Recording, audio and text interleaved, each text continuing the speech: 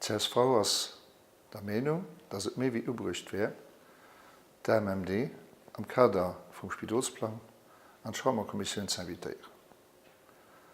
Der MMD ass ke konsultativ Organ am legislative Prozess, mé awer e wichtige Partner am Gesundheitswesen zu Lützburg.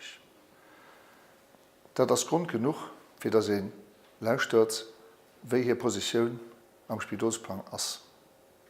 Darüber hinaus huet ministerisch am Kader vum Avant-Projet de Loi breet konsultéiert.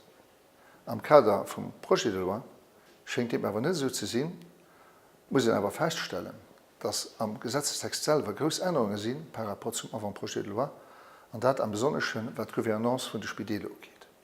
Doktor sind awer eng Schlüsselfigur am Kader vun der Gouvernance vun de Spideler und da wird immer normal, dass do Martinen schwätzt, van den do Änderungen afeiert. Dat am Interessen für als Patienten an einem Sinn vun engem Netblockage für dem ganzen Dossier vom Spidolsplan.